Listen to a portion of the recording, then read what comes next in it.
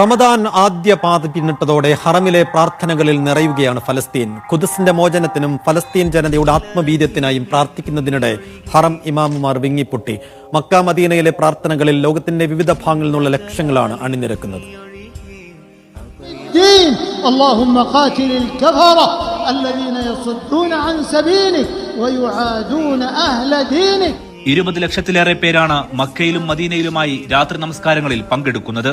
ഇവിടെ രാത്രിയിലെ ദൈർഘ്യമേറിയ പ്രാർത്ഥനകളിൽ നിറയുകയാണ് ഫലസ്തീൻ. മക്കയിലെ പ്രാർത്ഥനയ്ക്കായി നേതൃത്വം നൽകിയ ഇരുഹറം കാര്യാലയ പ്രസിഡന്റ് അബ്ദുറഹ്മാൻ അൽ സുദൈസ് ഫലസ്തീനും ഖുദ്സിന്റെ മോചനത്തിനും വേണ്ടി പ്രാർത്ഥിച്ചു. يا من لا يهزم جندك ولا يخلف وعدك. اللهم انصر إخواننا المستضعفين في كل مكان. اللهم انصر إخواننا في فلسطين. اللهم احفظ المسجد الأقصى شامخا عزيزا إلى يوم الدين. اللهم قاتل الكفرة الذين يصدون عن سبيلك ويعادون أهل دينك.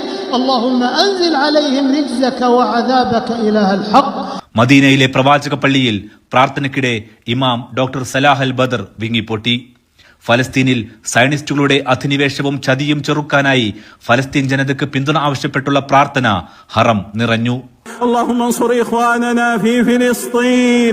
اللهم انصر إخواننا في فلسطين على اليهود الغاصبين والصهاينة الغادرين المعتدين المحتلين يا رب العالمين. اللهم احفظ أهلنا في فلسطين. اللهم عجل نصرهم واجبر كسرهم واكشف كربتهم. മുറിവേറ്റ ഫലസ്തീന്റെ മക്കൾക്ക് വിജയമുണ്ടാകണം. തകർന്ന അവരുടെ ഹൃദയങ്ങൾ നീ ചേർത്തു വെക്കണം. അവരുടെ ജനതയ്ക്ക് ജയിൽ മോചനത്തിന് വഴി തുറക്കണം.